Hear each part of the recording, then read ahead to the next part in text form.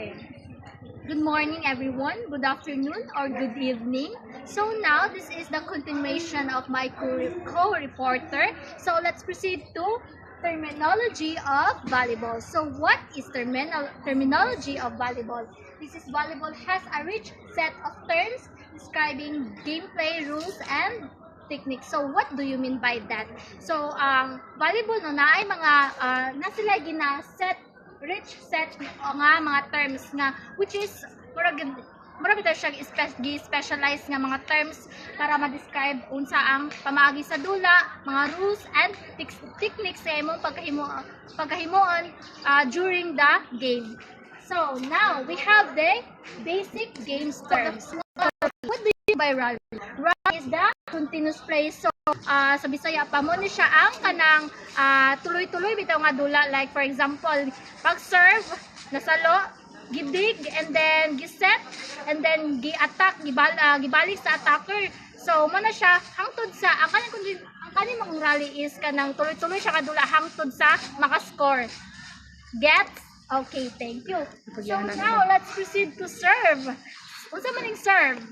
Okay, ang serve is mo na siya pinaka-start sa dula. Mo na siya ang pagkahimuon sa server kanang ang first ball mo na siya ang serve. Okay, mabalaan na nato na enigma kuan. And then third, the ace. Unsa man ang ace? So, ang ace mahitabo ni siya pag pagtira sa serve by tawag ato no. So pagtira sa serve unya na pag-abot sa opponents niya na out man wala nila na nasalo drog na out bitaw siya. Mo na siya tawag nga ace. Pag serve niya na salo but out siya, mo na siya ace. Next. So now, next proceed to rotation. So unsa man rotation? Kani rotation is mahitabo ni siya inig for example, team A nag-serve. Team B is mao siya ang ni catch ball or I mean ni siya ang kanang kontra sa team A. So if ang team A nag-serve, so si team B, for example, si team B ang naka-score. So si team B ang mo rotate. Ug kinsa tong naka-score is mao to siya ang mo rotate. Then next is the players position. So now let's proceed to players position. We have 4 players position. So the first one is the setter. Sama ni si setter. Mo ni siya ang second ball premi. Mo ni siya ang second contact. Ang si setter manggod is pagkuha sa first ball which is si libero man na siya. Si server is second ball na siya premi. Mo na siya mag-set para i-attack ni attacker. Next, outside hitter. Si kini sa outside hitter, mao ni siya, nani siya sa left side. And then mo ni siya mo attack, mo ni siya pang third ball, mo ni siya mo attack sa ball para bitaw murag para hard ang hit sa bola ba para dili makuha sa kalaban. Next, middle blocker. So kini si middle blocker nani siya sa center. So mo ni siya ang ga-defense. Siya ang gasagang sa mga bola nga kanang namo attack na ang attacker sa pikas nga kanang sa opponents or sa kontra nila. Okay. The next one, which is the fourth one, is the libero. So kani si libero yung trabaho ani siya ang tiggat siya sa first ball. Mo ni yung trabaho ani is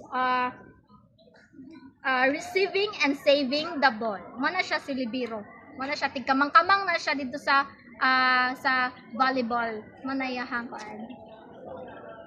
So next is we have skills and actions. So we have 5 skills and actions. The first one is the pass. Unsa man yung pass? Pass is kanang ang pass mahitabo na siya pag kanang mahitabo ni siya pag pagkuha sa first serve gikuha ni libero, and then after ni libero is gikuha ni setter, and then after ni setter giset niya, so kuha na yun ni spiker or ni outside hitter. Mo na siya by that na rin itabo nga pass. Then the second one is the set. Kani si set is gakahitabo niya siya pag giset na ni setter ang ball para i-attack ni outside hitter. Mo na siya. Okay. And then the next one is the spike or attack. So diri na mahitabo pagkuha sa ball ni libero, setter. And then diri na mo gawa musulod si spiker. Mo attack na siya sa ball, which is kailangan forceful siya aron dili nila makuha sa opponents. Next, the block. Kining block is mo ni siya ang defensible nga defense nga dapat si middle blocker ang maghimo kay para dili makasulod ang bola or dili ma-score sa pikas. Defense. Then next is dig. Mo ni ang ginahimo ni libero. Si dig is kanang kinahanglan nga kanang abtik ka para makuha nimong ball kay bahalag magkalangoy-langoy ka dira para dili lang ni ma-out ang bola. Muna siya trabaho ni libero. Then next is variations. So naay tulo ka variations sa volleyball. First is indoor volleyball. Mo ni siya ang usually or standard nga ginadula. Nana siya 6 players per team. And then the second one is the beach volleyball. Na siya 2 players per team, and then dapat ginadula lang ni siya sa beach or kanang aslong na sand kanang balas. And then the next one is rally scoring. What's ning rally scoring? Kaning rally scoring is kanang siya kanang maka-points ka every does it mean is mura kita siya dili siya mag-base og kinsay nag-serve, like for example si team A nag-serve, team B ang dito niya ni igo ang kanang ball.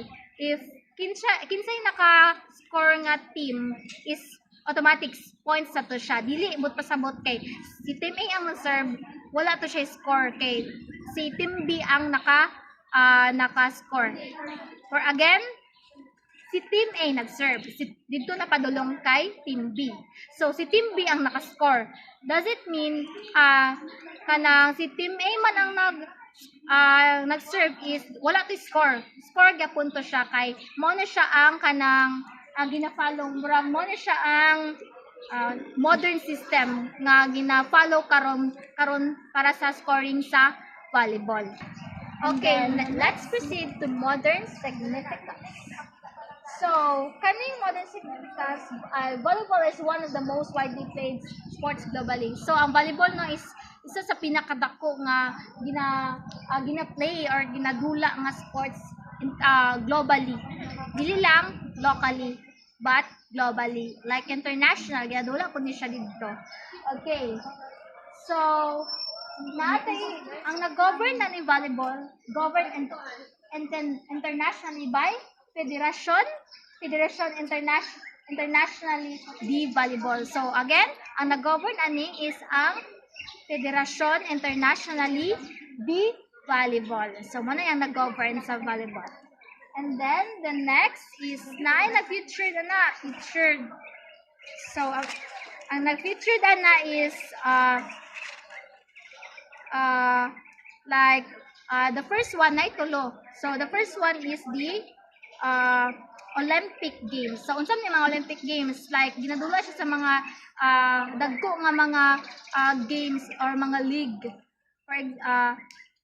Which is na dito ang duha. Ginadula nila ang indoor and also the beach Olympics Games. And then, the next one is the Professional League Worldwide. Unsa man ni siya? International gyapon siya, but for example, in Japan, naay ginatawag nila dito nga V-League. But here in the Philippines, ang ginatawag na niya is Premier Volleyball League. Like, atong ginatanaw nga Creamline, katong F2, Signal, muna siya ang diri sa Philippines. So, naputay ka na sa mga school and recreational competitions, like for example, sa intramurals, and also sa UAAP, muna siya ang ginadula po na nila. Okay, that's all.